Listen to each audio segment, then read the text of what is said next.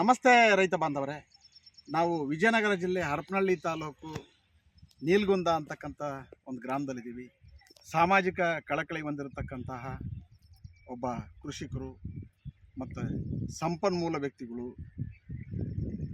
ಮತ್ತು ಜೊತೆಯಲ್ಲಿ ಮೋದಿಯವರ ಪರಮ ಭಕ್ತ,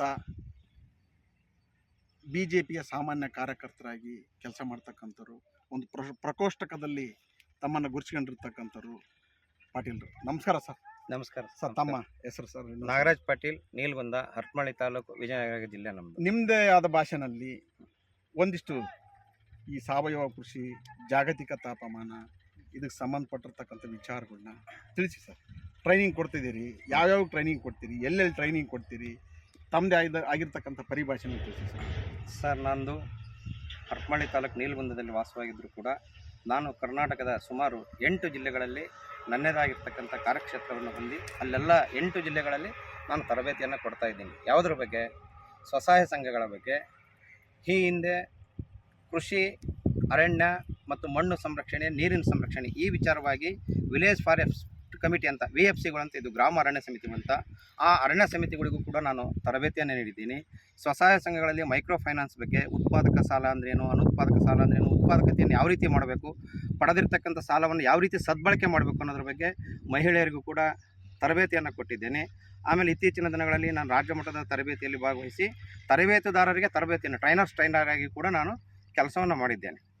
ಇವತ್ತು ನಾನು ಈ ಡಾಕ್ಟರ್ ಸಾಯಿಲ್ನವರ, ಮಹಾದೇವಪ್ಪ ಸರ್ ಅವರ ಒಂದು ಪ್ರೇರಣೆಯಿಂದ ಮತ್ತು ಅವರ ಒತ್ತಾಯದ ಮೇರೆಗೆ, ಹಾಗೆಯೇ ನಮ್ಮೂರಿನ ಯುವ ಗ್ರಾಮ ಪಂಚಾಯಿತಿಯ ಸದಸ್ಯನಿಯರ ಪತಿಯರಾಗಿರ್ತಕ್ಕಂಥ ಮಂಜುನಾಥ್ ಅವರು ಕೂಡ ಈ ಹಿಂದೆ ನಮ್ಮೂರಲ್ಲಿ ಪ್ರಪ್ರಥಮವಾಗಿ ಈ ಸಾವಯವ ಕೃಷಿ ಬಗ್ಗೆ ಅವರು ಕೂಡ ಅಳವಡಿಸಿಕೊಂಡು ಅದನ್ನು ಮುಂದುವರಿಸ್ತಾ ಇದ್ದರು. ಈ ರೀತಿಯಾಗಿ ಪ್ರೇರೇಪಣೆ ಪಡೆದಿರ್ತಕ್ಕಂಥ ನಾನು ಮತ್ತು ತರಬೇತಿಯಲ್ಲಿ ನಾವು ಈಗ ನೀರಿನ ಸಂರಕ್ಷಣೆ ಮಾಡಬೇಕು, ಮಣ್ಣಿನ ಸಂರಕ್ಷಣೆಯನ್ನು ಮಾಡಬೇಕು, ಪ್ರಕೃತಿ ದತ್ತವಾಗಿ ಪ್ರಕೃತಿಯನ್ನು ಉಳಿಸಬೇಕು. ಕಾಡಿನಲ್ಲಿ ಗಿಡ ಮರಗಳನ್ನು ಯಾರೂ ಬೆಳೆಸೋದಿಲ್ಲ, ಆದರೆ ಅವು ಯಥೇಚ್ಛವಾಗಿ ತಮ್ಮಷ್ಟಕ್ಕೆ ತಾವು ಬೆಳೀತಾ ಇದ್ದಾವೆ. ಹೊಲದಲ್ಲಿ ನಾವು ಇಷ್ಟೊಂದು ಗೊಬ್ಬರ ಹಾಕ್ತಾ ಇದ್ದೀವಿ, ನೀರು ಕೊಡ್ತಾ ಇದ್ದೀವಿ, ಆದರೂ ಕೂಡ ಅಷ್ಟು ಸಂಪತ್ಭರಿತವಾಗಿ ಯಾಕೆ ಇಲ್ಲಿ ಬೆಳೆಯೋಕ್ಕೆ ಆಗ್ತಾ ಇಲ್ಲ ಅಂತಕ್ಕಂಥ ಒಂದು ಕಲ್ಪನೆಯನ್ನು ಇಟ್ಕೊಂಡು ನಾನು ಕೂಡ ಸಾವಯವ ಕೃಷಿಯನ್ನು ಮಾಡಲೇಬೇಕಂತ ಒಂದು ತೀರ್ಮಾನ ಮಾಡಿಕೊಂಡು, ನಾನು ಒಬ್ಬ ತರಬೇತುದಾರನಾಗಿ ಮಣ್ಣು ಮತ್ತು ನೀರಿನ ಸಂರಕ್ಷಣೆಯನ್ನು ಮಾಡಿರಿ ಅಂತ ಹೇಳಬೇಕಾದ್ರೆ ಫಸ್ಟ್ ನನ್ನ ಹೊಲದಲ್ಲೇ ನಾನು ಮಣ್ಣಿನ ಮತ್ತು ನೀರಿನ ಸಂರಕ್ಷಣೆಯನ್ನು ಮಾಡಿಕೊಳ್ಬೇಕು.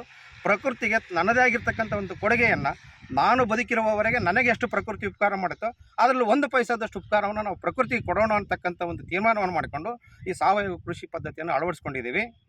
ಈ ಹಿಂದೆ ನಾನು ಈ ಹೊಲದಲ್ಲಿ ಮೆಣಸಿನ ಗಿಡವನ್ನು ಹಾಕಿ ಸಾವಯವ ಕೃಷಿಯಿಂದಲೇ ನಾನು ಮೆಣಸಿನ ಅತ್ಯುತ್ತಮ ಇಳುವರಿಯನ್ನು ತೆಗಿತಾ ಇದ್ದೆ.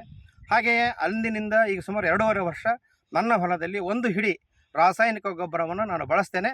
ನನ್ನ ಭೂಮಿಯಲ್ಲಿ ಬೆಳೆದಷ್ಟು ಬೆಳೆ ನಾನು ಬೆಳ್ಕೊಂಡು ಮುಂದೆ ತೀರ್ಮಾನ ಮಾಡಿದ್ದೀನಿ, ಈ ಅಡಿಕೆಯನ್ನು ಈ ಸಾವಯವ ಕೃಷಿ ಡಾಕ್ಟರ್ ಸಾಯಿಲ್ನಿಂದಲೇ ಬೆಳಿಬೇಕಂತ ಒಂದು ತೀರ್ಮಾನವನ್ನು ಮಾಡಿದ್ದೀವಿ. ಹಾಗೆಯೇ ಸರ್, ಜಾಗತಿಕ ತಾಪಮಾನದ ವಿಚಾರವಾಗಿ ಬಂದರೆ ನೀವು ಏನು ಹೇಳ್ತಿದ್ರಿ, ನೀರಿನ ವಿಚಾರವಾಗಿ ಹೇಳ್ತಾ ಇದ್ರಿ. ಹೌದು. ಒಂದು ನಿಮಿಷ ಕ್ಲೋಸ್ ಮಾಡಿ.